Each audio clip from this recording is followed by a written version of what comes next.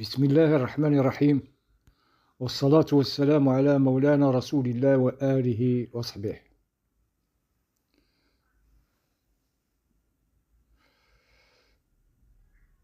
قناة المواطن الإنسان من المملكة المغربية تحييكم وتتمنى لكم أطيب الأوقات. أعزائي الكرام،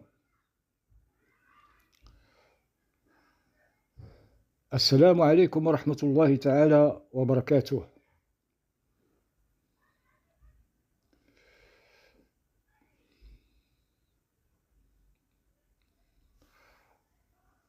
موضوع اليوم هو موضوع حساس جدا. يبدو أنني في قلب نقاشات سياسية حساسة تتعلق بمستقبل غزة، النظام العالمي الجديد، والعوامل الجيوسياسية الكبرى مثل العولمة، التضخم، والكوارث الطبيعية. بما أن قناة المواطن الإنسان بالمملكة المغربية تجذب اهتماما متزايدا حول هذه المواضيع، فمن المهم التعامل مع الأمر بحكمة دون استباق تيار الأحداث أو تعريض نفسي لضغط غير ضروري.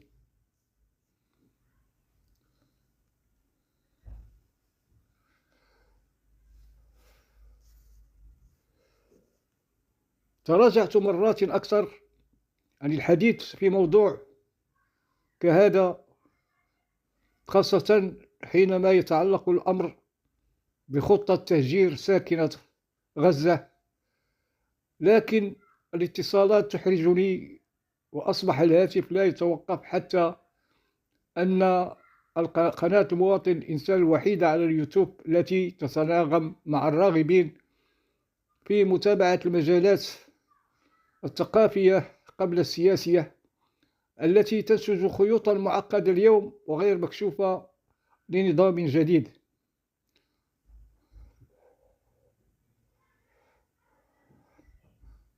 فهل بإمكانكم أن تتفهموا موقفي دون سبق تيار الستار الإقليمي وعرقلة الزمن الجميل الذي هو ظل العولمة التشاركية والتضخم والكوارث الطبيعية المؤثرة وتأثيراتها على العالم وظاهرة الدمار في ولايات عديدة، سواء بالعواصف والأعاصير والتقلبات. لكن لا بأس دون سرد تحليل استراتيجي، لكن أبعاد خطة تجاه غزة، وما إذا كانت مجرد تكهنات أم أن هناك دلائل سياسية حقيقية تدعمها. إذن حديثي سيكون متوازن، وتقديمه عبر هذه القناة بحيث يظل في إطار التحليل السياسي العميق دون الاصطدام بأجندات معينة.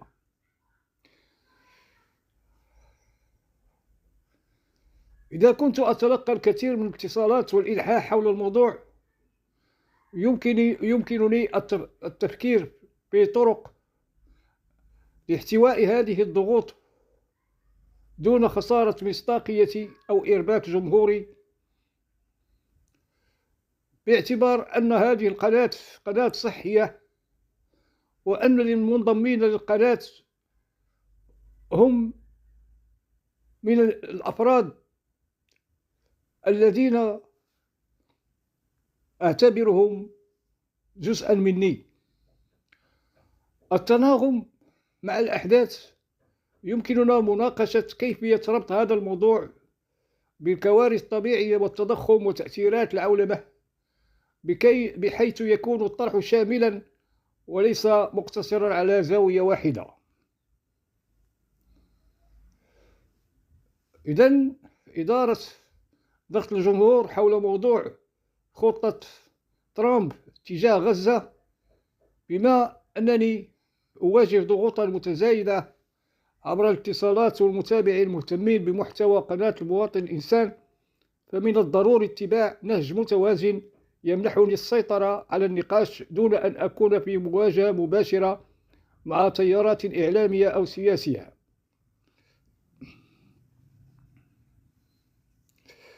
سيكون ردي بشكل استراتيجي، لا أتجاهل الضغوط تماما، لكن لا أتفاعل فورا مع استفسار يمكنني نشر بيان قصير. أعزائي الكرام، نحن نتابع عن كثب تطورات نقاش حول مستقبل غزة، ونحرص على تقديم تحليل شامل دون استعجال الأحكام. كونوا معنا قريبا لمزيد من التفاصيل. بدلا من الدخول في التفاصيل دفعة واحدة، يمكنني التطرق إليه تدريجيا عبر محتوى يضع الأسئلة أكثر من الأجوبة، مما يخلق مساحة للنقاش أعمق دون التزام بموقف محدد منذ البداية.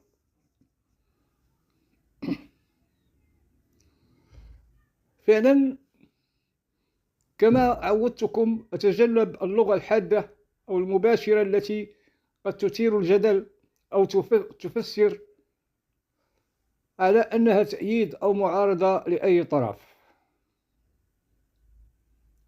فعلا توجد تسريبات غير مؤكدة ووجهات نظر متعددة حول هذه القضية. من الضروري تحليل السيناريوهات قبل إصدار أحكام قطعية.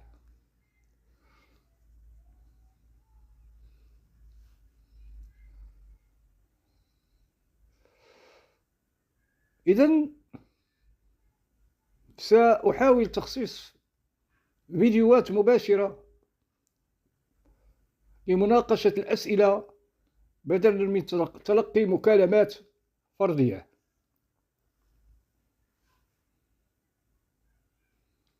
يمكنني إذن إعداد استبيان لجمهوري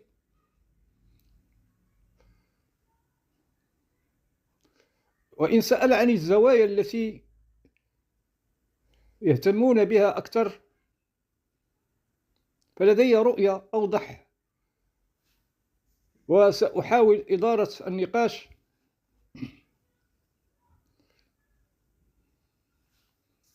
يجب إذن إيجاد مزيد من الوقت للرد ولجمع المعلومات. التغيرات في النظام العالمي وتأثيرها على الشرق الأوسط، أو التحديات الاقتصادية التي تعيد تشكيل السياسات الدولية.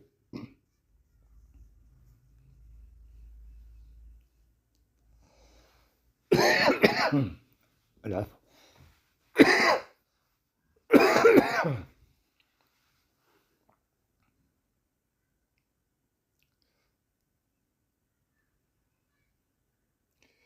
دعونا إذن القفز مباشرة إلى قلب العاصفة الإعلامية. لا أتحدث عن الحدث وكأنه أمر مؤكد، بل أستخدم أسلوبي الخاص الذي فرضته القوانين والتشريعات. لو صحت هذه الفرضيات، فما السيناريوهات المحتملة؟ لن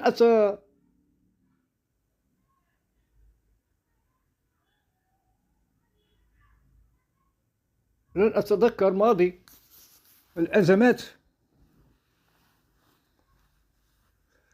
لكن نهجي يعطيني مساحة للتحرك، علما أنني لا أتبنى موقفا صريحا قبل اتضاح الصورة بالكامل.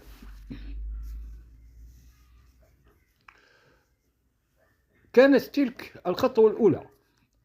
الخطوة التالية التحليل السياسي لخطة السيد ترامب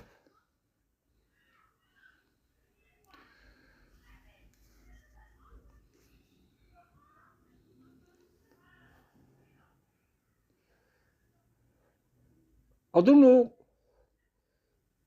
أن الاستعداد غير متوفر للدخول في النقاط المتضاربة وتحليل جذور هذه الخطة، وما إذا كانت مجرد ضغوط إعلامية أم أن هناك إشارات واضحة تدعمها.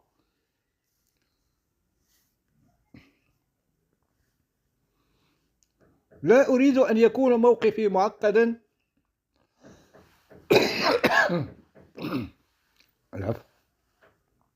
حيث تتداخل الاعتبارات الوطنية مع حساسية نقاش سياسي، مما يجعلني في وضع دقيق بين الولاء للقضية من جهة والحذر من التأثير على مواقف القادة من جهة أخرى.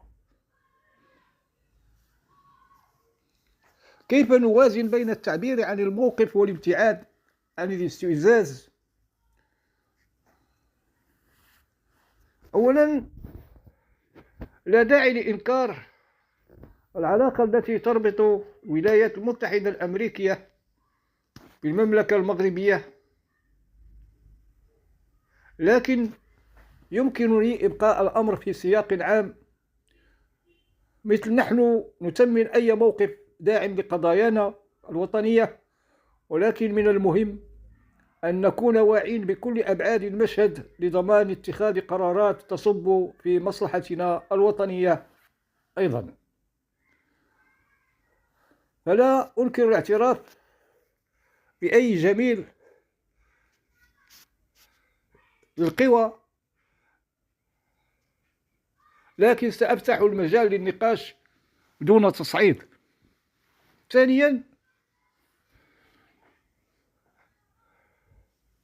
ليس هناك تطرق لعصيان أو خلافات داخلية، لكن هناك أهمية وحدة الصف في مواجهة التحديات كيفما كان موقعها.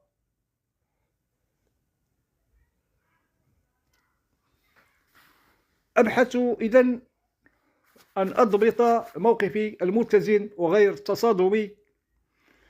ثالثا، لن أكون مندفعا في اتخاذ موقف حاد،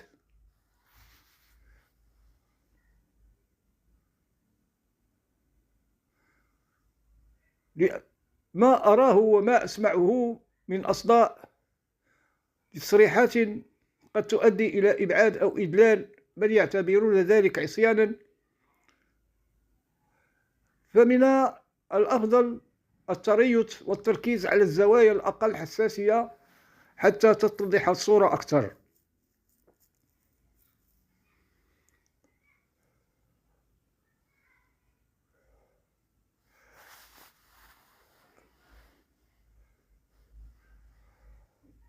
إذن سأستخدم أسلوب الأسئلة المفتوحة بدل التصريحات القطعية. مثال: كيف يمكننا تحقيق التوازن بين الاعتراف بالمواقف الداعمة وضمان استقلالية قراراتنا الوطنية أو العربية الإسلامية؟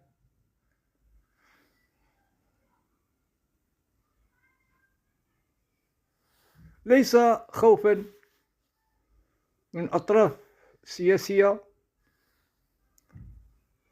أو العدائية.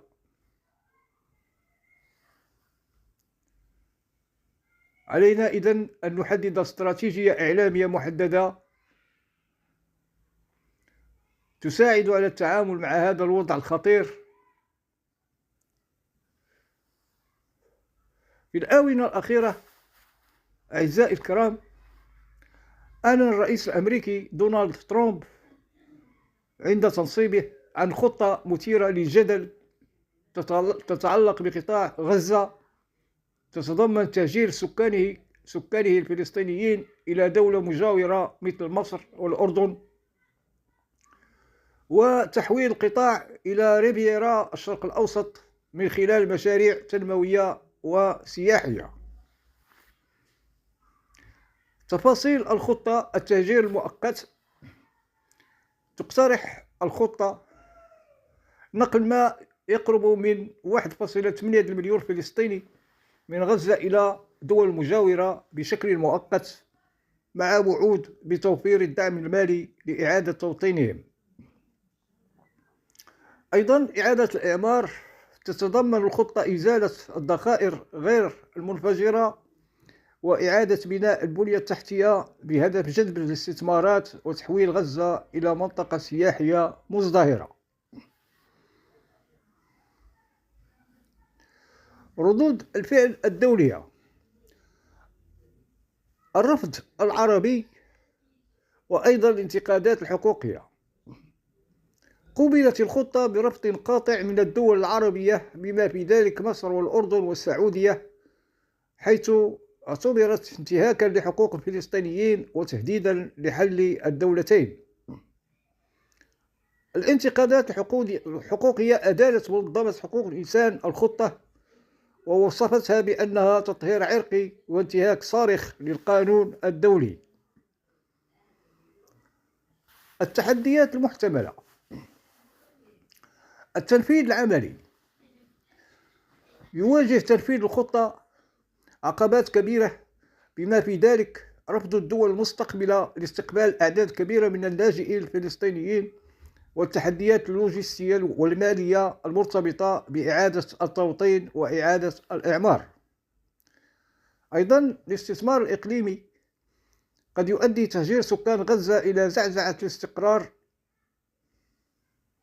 في المنطقة والاستثمار وزيادة التوترات بين الدول المعنية. الخلاصة: تعتبر خطة رئيس ترامب لتهجير سكان غزة وإعادة تطوير القطاع مشروعا طموحا، لكنه يواجه رفضا واسعا وتحديات قانونية وسياسية كبيرة. من غير المربح أن نرجح أن يتم تنفيذ هذه الخطة في ظل الظروف الحالية نظرا للتعقيدات المرتبطة بها والمعارضة الدولية الواسعة.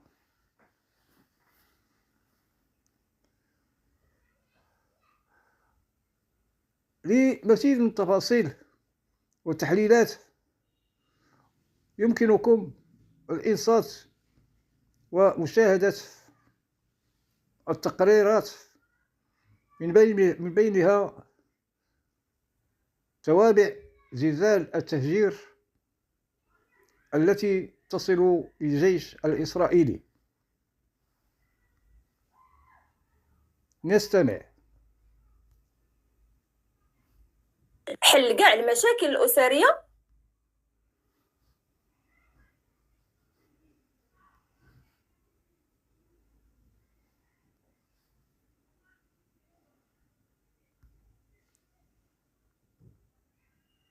المشاكل بين الأزواج. حبة قبل من الليلة ديالك مع توابع زلزال ترامب لتهجير سكان غزة تصل إلى الجيش الإسرائيلي. حديث في الأروقة العسكرية الإسرائيلية بشأن محدودية نجاح مقترح ترامب في غزة. وزير الدفاع الإسرائيلي يصله همس القادة الرافضين للمقترح فيحذرهم جميعا. تتحرك عاصفة ترامب بشأن تهجير سكان قطاع غزة لتصل هذه المرة إلى المؤسسة العسكرية في إسرائيل.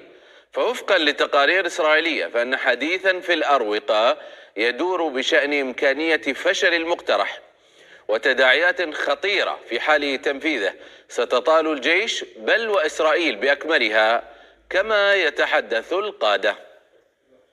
في هذا السياق أمر وزير الدفاع الإسرائيلي إسرائيل كاتس رئيس الأركان بتوبيخ رئيس شعبة الاستخبارات العسكرية شلومي بندر على خلفية تحذيره من اشتعال الأوضاع في الضفة الغربية في ظل مقترح ترامب لتهجير الفلسطينيين.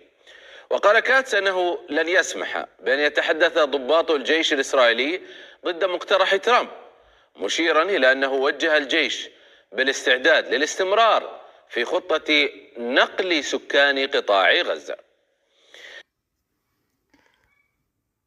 إذن هذا المشهد يوضح المرحلة الابتدائية بعد صدور قرار السيد ترامب. يبدو أن ما يجري ليس مجرد قرار عابر، بل مرحلة تمهيدية لخطة تمتد عبر الزمن، بحيث يتم تطبيع الفكرة تدريجيا قبل تنفيذها عمليا.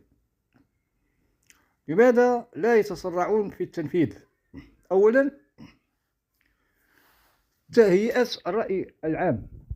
أي قرار بحجم تهجير سكان غزة يحتاج إلى غطاء سياسي وإعلامي كبير، بحيث لا يبدو كخطوة مفاجئة بل كحل منطقي للأزمة. التسريبات المتكررة قد تكون بالونات اختبار لقياس ردود الفعل قبل الدخول في مرحلة التنفيذ الفعلي. ثانيا، كسب التأييد الدولي والإقليمي. الخطة لا تزال تواجه رفضا دوليا قويا، خاصة من الدول العربية. تحتاج الولايات المتحدة وحلفاؤها إلى إعادة تشكيل المشهد السياسي في المنطقة، ربما عبر اتفاقات أو ضغط اقتصادي أو حتى تحولات داخلية في الدول المعنية. ثالثا، إعداد البنية التحتية للتنفيذ. التهجير القسري ليس مجرد قرار سياسي، بل يتطلب إجراءات لوجستية ضخمة، منها إنشاء مناطق استقبال في الدول المجاورة، وهو ما لم يحدث حتى الآن. تأمين الموارد المالية لضمان نجاح الخطة. التعامل مع أي مقاومة فلسطينية أو إقليمية. رابعا، تأخير المواجهة العسكرية المباشرة. أي تحرك سريع نحو التنفيذ قد يؤدي إلى تصعيد عسكري كبير، سواء من داخل غزة أو من دول داعمة للقضية الفلسطينية. التحرك البطيء يمنحهم فرصة لإضعاف أي مقاومة محتملة على مراحل. هل يمكن تحويل هذا القرار إلى فعل؟ كما قلت وأقول دائما، أي قرار سواء كان مدونا على ورق جاف أو مخزنا في العقول السياسية الكامنة يمكن أن يتحول إلى أفعال وردود أفعال غير متوقعة. إذن يتحول إلى أفعال وردود أفعال سواء في العقل الكامن أو في الورق الجاف، ويتحول إلى أفعال وردود أفعال يصعب التنبؤ الدقيق لنتائجه أو آثاره. في هذه الحالة نحن أمام سيناريو مفتوح، حيث إذا استمرت المعارضة القوية قد يتم إعادة صياغة الخطة بأشكال أخرى، مثل التضييق الاقتصادي والدبلوماسي لجعل الهجرة تبدو طوعية. إذا ضعفت المقاومة الدولية قد نشهد خطوات عملية تدريجية تؤدي إلى تنفيذ الخطة جزئيا أو بالكامل. السؤال الأهم: هل هناك علامات على تحركات ميدانية تشير إلى أن الخطة دخلت حيز التنفيذ؟ ما هي الأدوات غير العسكرية التي يمكن استخدامها لجعل التهجير يبدو وكأنه خيار طبيعي وليس فرضا بالقوة؟ قد يكون من المفيد تحليل الخطوات السياسية والاقتصادية التي تسبق أي فعل ميداني مباشر. هل تودون أن نبحث عن دلائل على إجراءات عملية تمهد للتهجير؟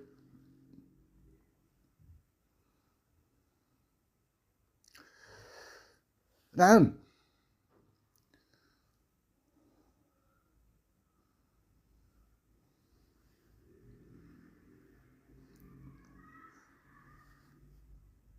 أرى تتداخل الأبعاد السياسية والإنسانية مع المصالح العقارية والاقتصادية.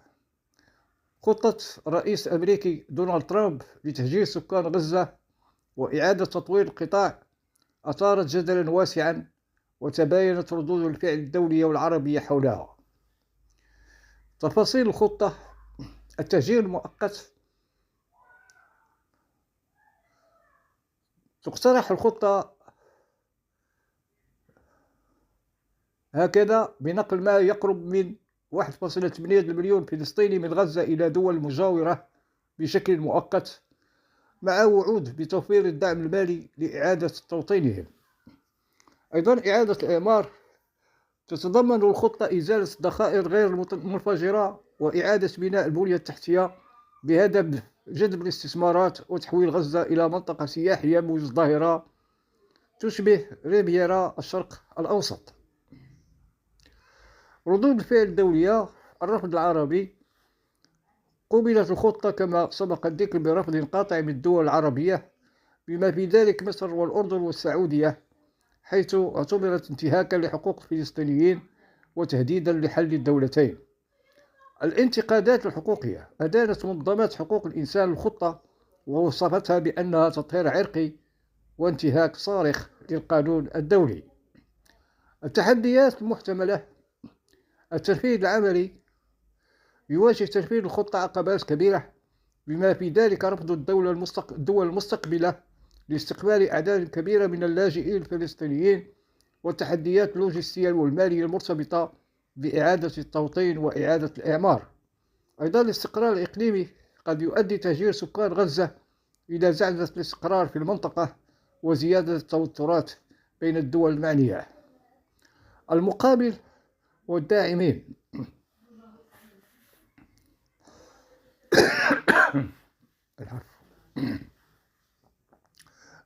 بالنظر إلى أن الخطة تتضمن جوانب عقارية واقتصادية، فمن المحتمل أن تكون هناك مصالح لشركات تطوير عقاري ومستثمرين يسعون للاستفادة من مشاريع إعادة الإعمار. بالإضافة إلى ذلك قد يكون هناك دعم من بعض الجهات السياسية التي ترى في هذه الخطة فرصة لتحقيق أهداف جيوسياسية في المنطقة. مقارنة تاريخية. يشير هذا التشبيه بوطن تعرض لدمار بنسبة 50% خلال الحرب العالمية الثانية إلى حجم التحديات التي قد يواجهها سكان غزة في حال تنفيذ هذه الخطة. فحتى مع وعود إعادة الإعمار فإن عملية تهجير وإعادة التوطين قد تستغرق عقودا وتترك آثارا نفسية واجتماعية عميقة على السكان. الخلاصة. تعتبر خطة رئيس ترامب لتهجير سكان غزة وإعادة تطوير القطاع مشروعا طموحا، لكنه يواجه رفضا واسعا وتحديات قانونية وسياسية كبيرة. من غير المرجح أن يتم تنفيذ هذه الخطة في ظل الظروف الحالية نظرا للتعقيدات المرتبطة بها والمعارضة الدولية الواسعة.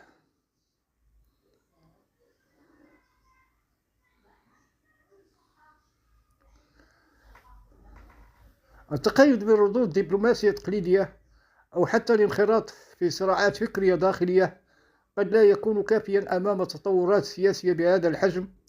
ما أطرحه يتجاوز مجرد الجدل حول حل الدولتين أو الضغط السياسي المؤقت ليدخل في طلب التوازنات الإقليمية والاستراتيجيات الكبرى للسيطرة على المنطقة. راقبوا إنزال هذا الفيديو. سأحدثكم عن 4 ملاحظات رئيسية. التطبيع ليس عائقا أمام خطة غزة بل جزء منها. ثانيا، المتمردون أو المترددون اليوم قد يصبحون طرفا فاعلا غدا. ثالثا، حركة حرب الوكالة لن تستمر طويلا إذا اندلعت. رابعا، إسرائيل تدرك أن مشروعها لا ينجح دون توافق إقليمي. سيبقى السؤال الحاسم: هل يمكن كسر الاستراتيجية الإسرائيلية الأمريكية عبر تحالفات إقليمية ودولية ذكية، أم أن الأمر مجرد مسألة وقت وقبل فرض المشروع بالقوة؟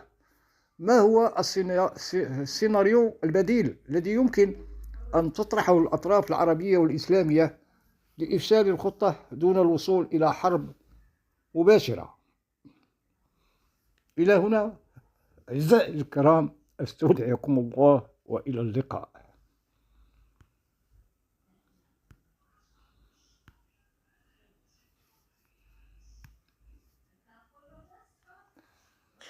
هذا التحذير من جانب وزير الدفاع الإسرائيلي يأتي بعد يوم من إعطائه الأوامر لقادة في الجيش لبدء إجراءات تسهيل خروج الفلسطينيين من القطاع لمن أراد ذلك سواء عبر البر أو البحر أو الجو.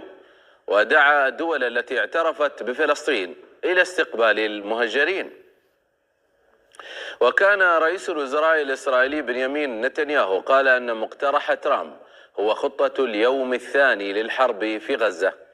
وقد حاول نتنياهو قبلها التخفيف من حدة المقترح الدافع عنه، مشيرا إلى إمكانية عودة سكان غزة إلى القطاع بعد الانتهاء من إعادة إعماره، في رسالة على ما يبدو للداخل الإسرائيلي المعارض للخطة والخارج الرافض لها أيضا.